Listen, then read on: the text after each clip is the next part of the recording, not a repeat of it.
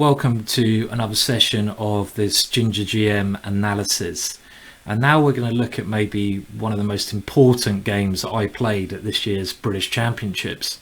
And this was in the penultimate round, and my opponent was the eventual winner, Jonathan Hawkins. And it was a very tense situation in the tournament. There were a couple of people half a point clear of me and Jonathan. I had the white pieces and I expected there'd be a couple of draws at the top.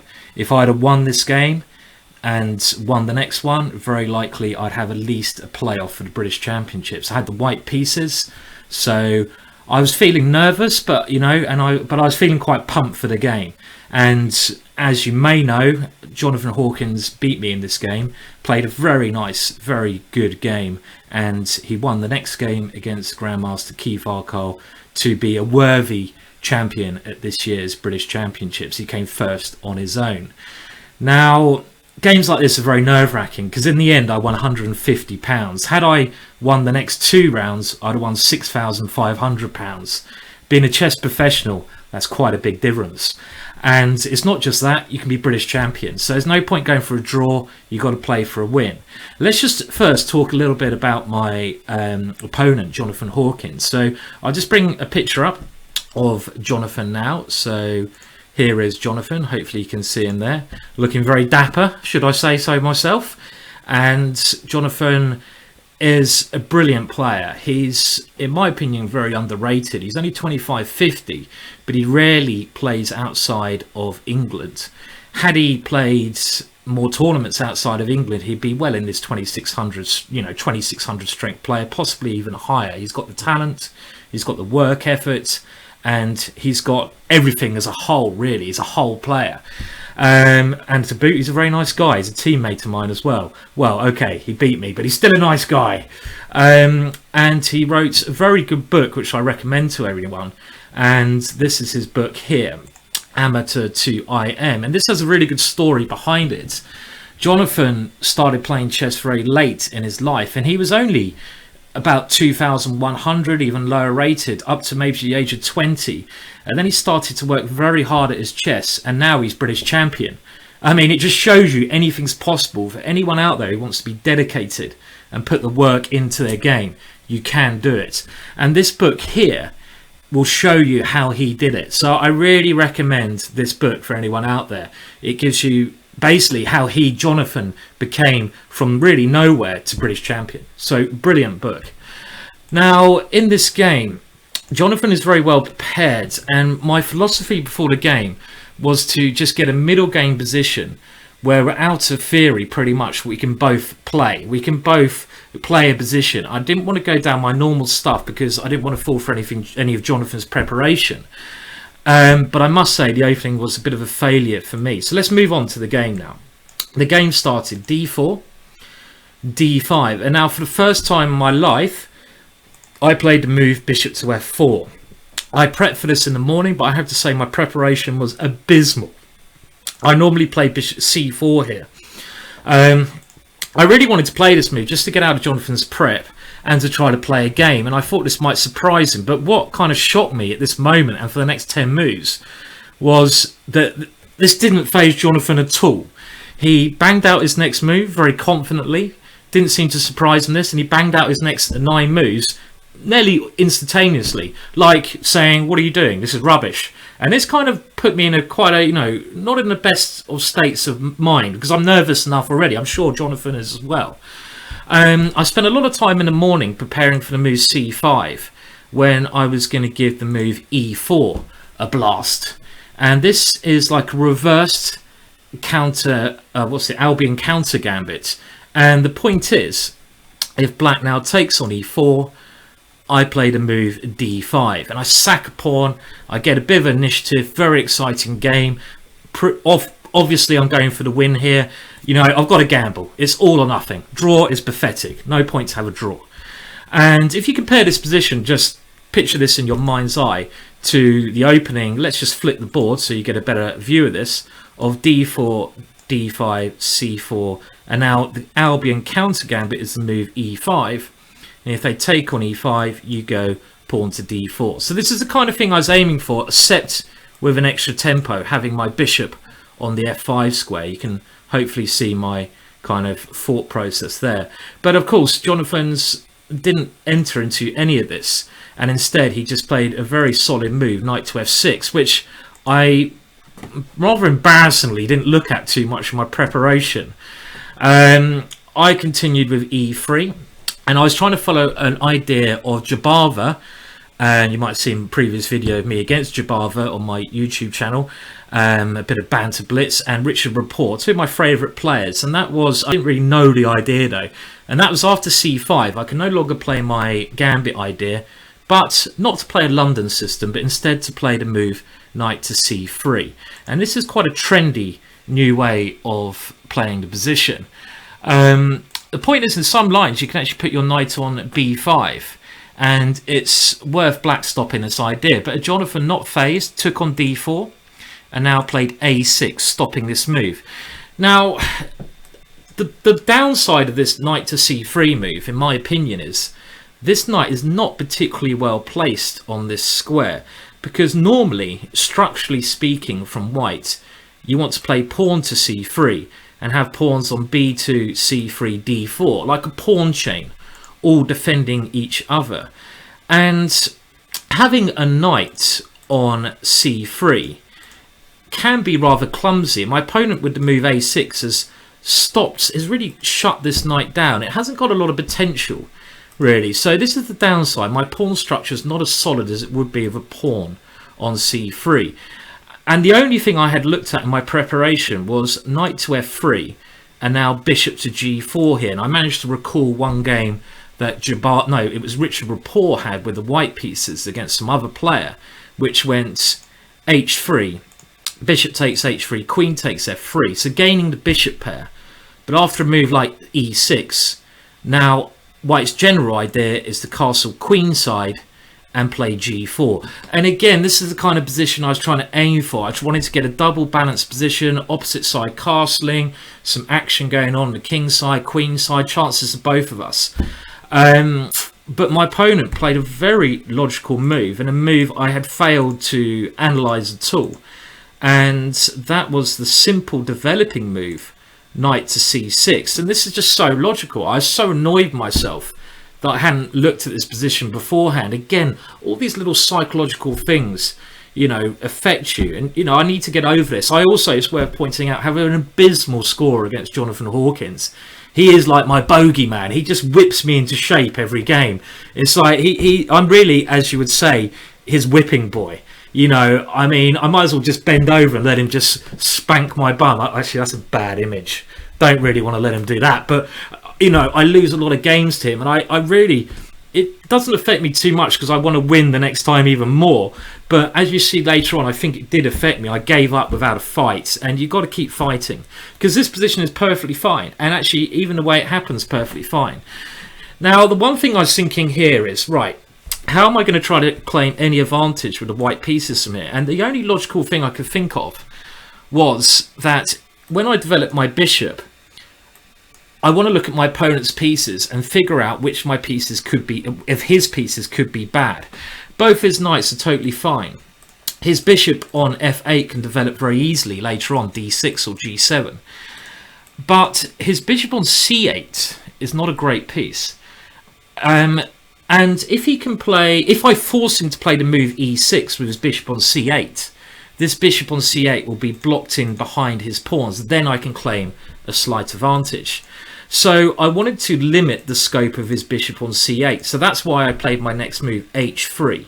Because now if I do the same idea as before and wait for bishop to g4 and play h3, it's not as good because I'm a tempo down. So h3 looked like a very logical positional way to play now, just to try to limit the scope of this bishop. And if he goes bishop to f5, well, I even have ideas of g4 or maybe knight to h4, one of these moves.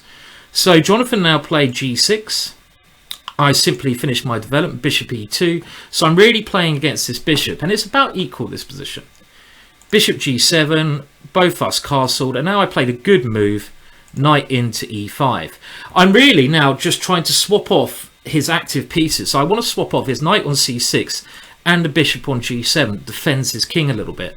And then I want to play against his slightly bad bishop, and hopefully I want to find good squares for this knight on c3, maybe by coming to a4 into b6, which at some point, or into c5. Both these squares have been slightly weakened by the move a6. I mean, maybe this is a little bit fantasy, but this is my general idea, just to try to play a positional slow game. But my opponent played very actively, and I'll have to say quite brilliantly, actually, especially for the situation, the nervous situation that my opponent must have been in. So I've just noticed actually the focus on my camera might be a little bit out. I apologise for that, but probably better you don't see a clear picture of me. I don't want to give you nightmares when you go to bed. So my opponent now played very actively. Queen to b6. Jonathan, a very active player. And the point is now I want to play a move like knight to a4. This falls into my plan. But here I was worried about queen takes d4. And for example, a little sequence of events. If knight takes c6, queen takes f4, knight takes e7 check, king to h8. And now if knight to b3, I was worried that my knights are going to get very stranded after a move like bishop to e6. What is this lone knight doing on e6? This could be in, sorry, e7.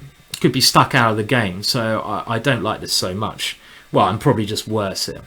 And Jonathan, very good at calculating as well. So I can't do this. So now I just took on c6, and my opponent bravely, I was hoping after a move queen takes c6 to claim some small edge after something like bishop to f3. Again, my play is very easy. I go rook e1, maybe bishop e5, maybe queen d2, and, you know, probably even though. And my opponent, again, very brave decision. He went for the most dynamic option, b takes c6. And here, okay, now I started to feel a bit more confident now, actually, because I go knight to a4.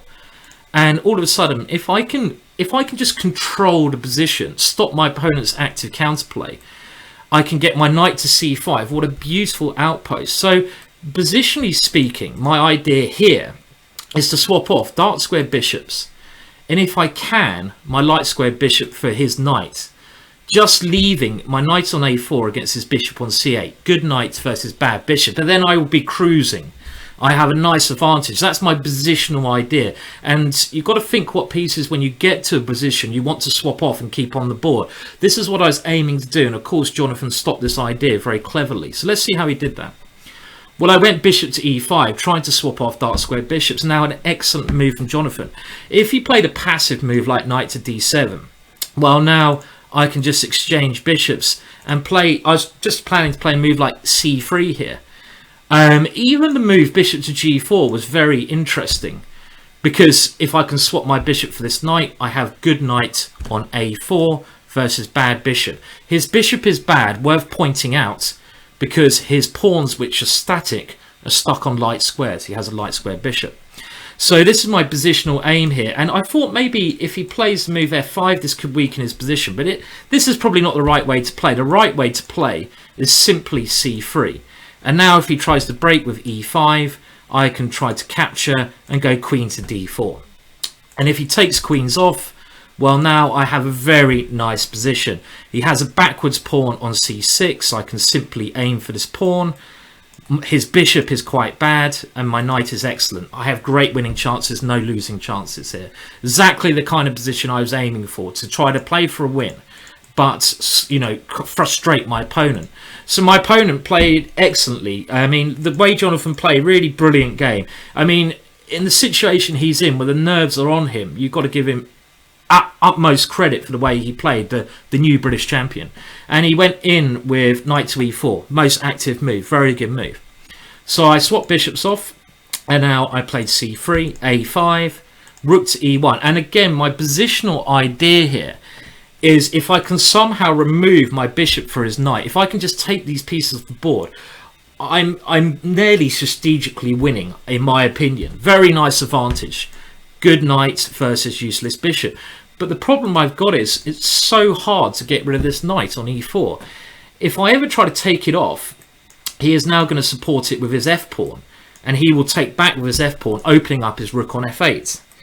If I ever try to, I would love now to move my pawns backwards. If I can move my h3 pawn back to h2, brilliant. because I'd love to play the move F3, but then my pawn structure is very dodgy on the dark squares around here, so positionally speaking, it's quite tough. And now my opponent again plays a very good move. If he goes passive here, I can take over the position. He goes active, E5. Excellent, excellent active move. And around here, I started to feel less confident. And this showed in my play, affected the way I play.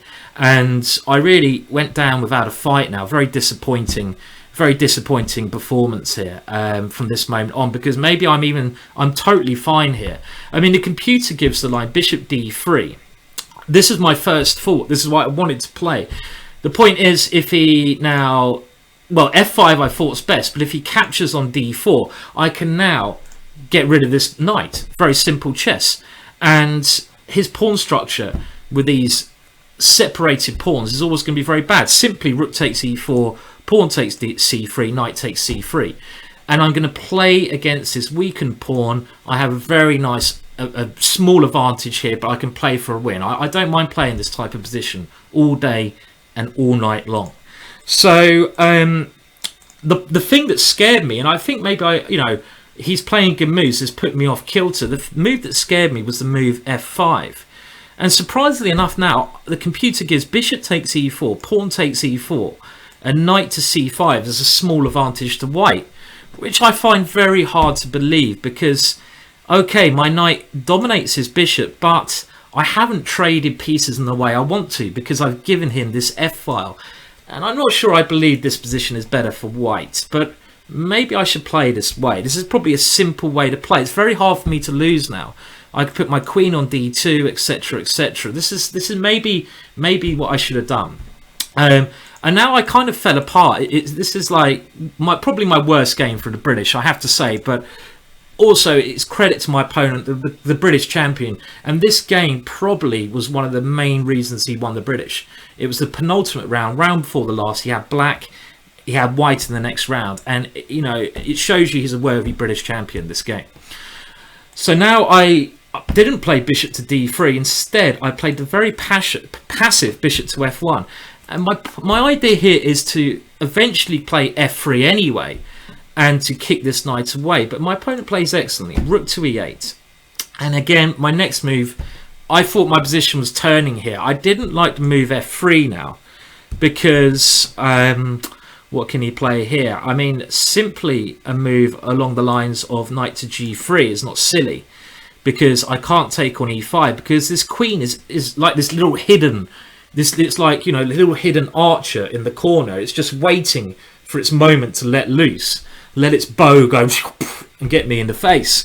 So this is like, maybe I should, bishop f1 is a very negative move, but rook e3 is just pathetic move. This move is just pathetic. I try to break the pin, but here I play hopelessly. And now I felt very uncomfortable after f5, and we can see he's just taking charge of the position. I took on e5. My opponent excellently takes on f2, queen d4, and now he comes back to e4. This knight on e4 is what you call a monster, an absolute monster, Sonny Jim. This is a big one. This knight is on an outpost. I can never hit this knight away. And all of a sudden, I had these dreams of having a great knight, but my opponent has this brilliant knight. But even here, I can fight on. I kind of gave up now. I was really annoyed by the way I gave up. This is the thing that upset me the most. Had I played knight to b6, as my opponent pointed out after the game, and taking here, this position may be a little bit worse for me, but I can fight here. I can fight. I mean, I can try to swap my bishop for my opponent's knight, and we have a game. I mean, it's pathetic the way I gave up without a fight. I mean, I was downhearted. I think the thing I was downhearted, I suddenly realised it's a 2-result game. I'm either playing for a draw or I'm playing for a loss. I can't win this position now. And I thought, right, that's my British Championship's gone. I can't win it anymore, or it's going to be very difficult to win it. So I got a bit downhearted here, but this is not the right mental attitude to have. You've got to keep fighting until the end. And let's very quickly go through the rest of the game. I went e6 check, very bad move, simply giving my opponent a pawn. And now we get to an ending. I'll just talk a little bit about the ending. We had a lot of moves here. They're not really of much relevance. what happened? What is of relevance is this ending now. Now, a very basic rule in endings. I think it's well known that the easiest endings to win when you're a pawn up are single knight endings. So this is a single knight ending, but black is a pawn up. These are the easiest technically to win in general. This is very general speaking. And the way my opponent won this is very instructive. I mean, first of all, he brought his king in. So, okay, he brought his king in eventually, and now his king gets to a good square. Then what he does now is get his knight to a better square. If he ever swaps knights off, I'm losing, so I have to back down. So now he puts my knight on a passive square. He fixes my b pawn. And now I can't really do much. I have to sit and wait. And again, the problem here, if I go king to d3, he goes f4. And again, he tries to swap off knights here. This is the problem I have. So he now puts my king passive over here. And now his basic winning plan is to simply come with his king and take this pawn. And then an outside rook's pawn is the best passed pawn to have in a knight ending. If you can get an outside rook's passed pawn, this is brilliant. Why, you may be asking? Because a knight can only defend from one side against an outside passed pawn. We can't go and jump on that side of the board over there. So this is the problem.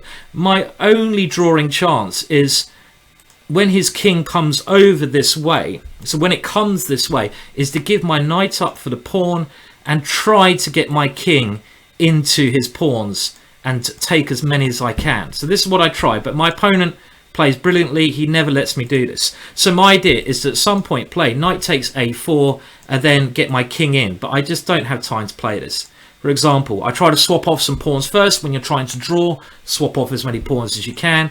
h6, excellent move. This is the winning move, h6. After h6, I can resign. Because let's imagine if black tries to rush it, let's just show. Let's say black rushes in with king to d3. Worth pointing out as well that he can't go a3 immediately because I have knight b5 check. This is a problem. But let's say he rushes in with king to d3. Well, now I can go knight takes a4, so it's time to give up my knight. And my king or my pawn, I either got h5, maybe just h5. And in the game, if I played this, he has response g5. But here, I'm going to be able to win both these pawns. He's going to have no pawns left. The position is a draw. So even this ending, there's some tricks. But after my opponent's move, which I was fearful of, h6, it is lost. For example, if I ever try the same idea, h5, he now goes g5. If king f5, he simply goes king e3. King g6, I'm not in time. I calculated that something like this will be played, and he queens way before me, completely losing. So h6, brilliant winning move, and now his king can come and take my queenside pawns with immunity. So, well, I played a couple of moves here. I mean, this is the kind of thing where you just sit there and you're thinking, there goes another year's hard work. What am I going to drink tonight? Should it be a bottle of wine, a bottle of vodka? Or, I mean, you just think, there goes another British Championships. You think, right, it's round 10. I can't win anymore. I'm losing this game. You know, you start to get very depressed. You know, you think about chess, you think about life, and you just got to kick yourself out of that depression. So this is a very painful end, but, you know, such is life. So I have to come back with my king. Not nice because I can't go king to f4 because, again, he swaps knights off. But now my king is going the wrong way. My opponent wins very nicely. Now he plays a3, and very nice play. King here, and I can't take his knight now because g5. The game is over. Excellent play by Jonathan Hawkins. So even though, you know, in chess it's a cruel game, there's winners, there's losers. It feels like I'm a loser too often. You never get used to losing, but as we can see there, truly a worthy champion, Jonathan Hawkins, British champion 2015 on his own, deserves it. It didn't even get a chance to get a beer off him. Hopefully he buys me a beer. And well, I mean, I think if Jonathan plays more abroad, he could easily be 2600. But excellent play. So congratulations to my opponent. And I even feel like crying now when I go over that. You know, it's been a couple of weeks now, or a week. Still hits me here. Still gets me in the heart. Anyway, if you like the video, please share the video around. Like the video. Please subscribe to my channel. And check out my website, GingerGM, where you can buy more of my tuition, big DVDs there, 8-hour DVDs. You can download them now, so I think you're getting a very good deal with that. And I look forward to your comments. Thank you very much for spending time to watch this video. Cheers. Was that a weird wink? I've never done that before. Don't know why I did that then. It's tears in my eyes. Tears!